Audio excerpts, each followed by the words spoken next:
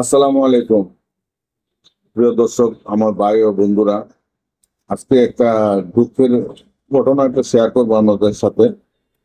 বিষয়টা হচ্ছে যে আমার এক ভাই, আর আমরা মনে করি বড় কথা হলো এক মুসলমান আর এক মুসলমানের ভাই। তো বাংলাদেশের ভিতরে যে কোনো কোনায় হোক, হোক রাজশাহী হোক, ময়মনসিংহ হোক, যশোর হোক, কিশোরগঞ্জ হোক, সিলেট, যে কোনো জায়গায় আমরা মনে করি এক মুসলমান আর এক মুসলমানের ভাই। তো এই হিসাবে একসাথে আমরা থাকি এখানে দীর্ঘদিন।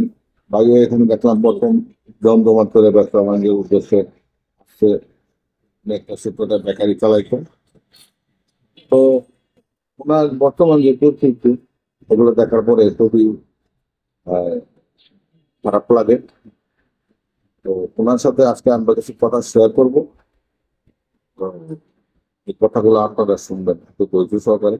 আশা করি আমরা কথাগুলো শুনলে অনেক কিছু বুঝতেও পারবেন, শিখতেও পারবেন, এবং ওনার দুঃখটাও আপনারা একটু হালকা করতে পারবেন। এগুলো শুরু করলাম। আসেন ভাইয়ের সাথে কথা বলি। নিশ্চয়। তো বিষয়টা হলো কি ভাই, এই যে আপনি এখানে ব্যবসা আসলেন, আপনি এই যে এই 10 নামার কারণ কি? আমি যে ব্যবসা নতুন, তার ব্যবসা বুঝেন না, এগুলা একটু বলেন।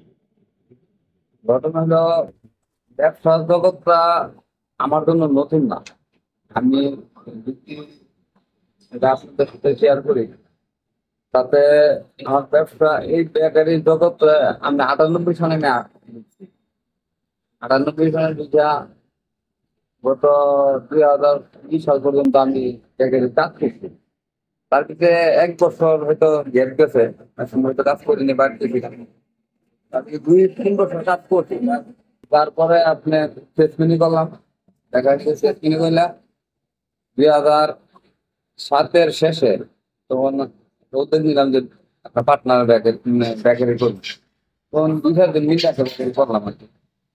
করার পরে হয়তো ভাগ্যে এরকম খারাপ ইয়ে ছিল, হয়তো ভাগ্যে ব্যবহার করে নাই বিদায় প্রকৃতি আমলে তখন আমি বেকারে নেওয়ার পরই সরকার পতন হয় এবং তত্ত্বাবধায়ক সরকার প্রকৃতি আসে। তখন ওই সময় একটা মার খাইলাম। প্রকৃতি আসার পরে তো জিনিসপত্রের দাম এটা মেনটেন করতে পারি নাই। হ্যাঁ, এরকম কিনা আপনার লসের মধ্যে মাল বানাই লস। ওই সময় হয়তো অনেকদিন ধৈর্য করতে করতে গত 1 বছর কিন্তু ওয়েট করে তারপরে বেকারি চলে লস খাই। এরপর আর বলছিলাম যে আর বেকারি করবো না, তারপরে আবার 1-2 বছর পরে আবারও বেকারি করলাম পার্টনার। এই যে এইখানে যে আসলেন, মানে এই জায়গায় আসার আমরা গল্পটা জানতে চাই। এই জায়গার গল্পটা ওই জায়গা থেকেই যখন পার্টনার বেকারি করতে, তখন আমার এক ভাই আমাকে বললো যে ভাই, এই, চলো যদি নবীনগর দিকে যাই, ইয়া আর বেকারি আছে, হ্যাঁ, দেখে আসি। আমি আবার একটা গ্রাম অঞ্চলে বেকারি করার নিয়ে চিন্তা ভাবনা নিয়েছিলাম। তখন ওই বলতো তো ভাই গ্রামে যাবেন না, সাবা নবীনগর একটা ভালো প্রতিষ্ঠান আছে, আসেন দেখে আসি। তখন আসলাম, আইসা জায়গা দেখে পছন্দ হইলো। পছন্দ হওয়ার পর এটা আলোচনার মাধ্যমে বেকারিটা নেই, নেওয়ার পরে উদ্যোগ শুরু করলাম। শুরু করার পরে বেকারি করলাম। হয়তো আমার গ্যাস টেবিল যদিও আমার তো এরকম বেশি না থাকে, মোটামুটি ভালো টাকা নিয়ে আমি ইনভেস্ট করছি, 12-14 লক্ষ টাকা দিয়ে ইনভেস্ট করছি। আমার সাথে আমাদের যে সেলসম্যান গুলো ছিল, এটি ছিল আপনার আমাদের এলাকা ছিল না, যার কারণে আমি এটা দিয়া সাকসেস হইতে পারি না। আর আমরা বলতে কি সেলসম্যানরা বেইমানি করছেন? আমার সাথে বেমানি করছে। বেমানিটা এই যে আপনার 1-2 লাখ টাকা করে একজন খাইছে, 2 লাখ 3 লাখ 2.5 লাখ এরকম খাইছে। এটা কি বাকি দেওয়া লাগে বেকারি? বাকি আপনার মাল বিক্রি করতে দেয়া, বাকি অবশ্যই 100 টাকা দেওয়া লাগে না। তারপরে তো এখন আমরা যখন ব্যবসা করি সেকশনে বাকি যেই লেগা মার্কেটিংটা শক্ত করে ধরে রাখার জন্য। তো ধরে রাখলে দেখা গেলো মার্কেটিং যখন থাকবো আমাদের মাল এমনি কাজ। তো আসল কথা কি, সেকশনটা যতই বাকি নেই এত বাকি কিন্তু দোকান পাড়ে দেয় না। আগে হ্যাঁ, তো এখন বর্তমান পরিস্থিতি আমরা সেলসম্যানের আপনারা এরকম এই ঠকাইতে ঠকাইতে এখন আপনি জিরো পর্যায়ে চলে আসছেন। এখন আমি এই সেকশনটা আমার এরকম পর্যায়ে যে মাইকটা দিছে, যে পর্যায়ে এরকম পর্যায়ে এই পর্যায়ে আমি উঠতে মানে বারবার বাধা দিয়েছে, মানে আমার কাছে অন্তত ক্যাশ করি নেই, ক্যাশ করে সব খালি করে রয়েছে। আপনি লোন ধার এগুলা নিতে পারেন না। এখন আমি লোন দেওয়ার বলতে একটা ব্যাংকে আলোচনা করছি, মানে ওনারা আসছে, দেখতে কথা বলতে জন্য আলোচনার মাধ্যমে আছে। মানে বর্তমান পরিস্থিতি দেখার কারণে তারা বিভিন্ন করতে হচ্ছে। কিন্তু আসলে ভাই ব্যাপারটা হলো উনি হলো অ্যাকচুয়ালি এমনি মানুষ হিসেবেও ভালো, কিন্তু পরিস্থিতি যখন খারাপ হয়, পরিস্থিতি যখন খারাপ হয়, অবস্থা যখন একটু পরিবর্তন হয়ে যায়, পরিস্থিতি খারাপ হয়, তখন কোনো মানুষের বিশ্বাস করে না। আবার কেউ বলে যে আপনি মনে করেন যে আপনি সমস্যা করছেন, ধার নেন, ধার দিতে চায় না।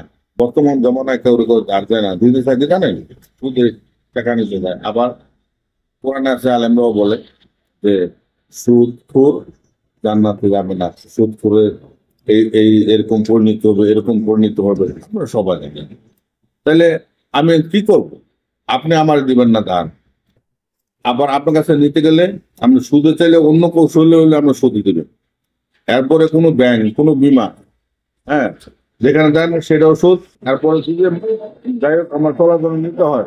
তারপর আপনি বিভিন্ন এভিডেন্স, এখন আপনার পরিস্থিতি কি আছেন, এখন আপনি শক্ত আছেন কিনা, সরি, এখন আপনি নিজের পায়ে দাঁড়ানো আছেন কিনা, শক্ত আছেন কিনা, আমরা কত টাকা চালান আছে, ভালো অ্যামাউন্টের চালান আছে কিনা, তারপর আমরা লোন দেবো। আচ্ছা, আমার যদি ভালো অ্যামাউন্টের চালানই থাকে, আমি যদি শক্তই থাকি, তাহলে আমার লোনের দরকারটা কি?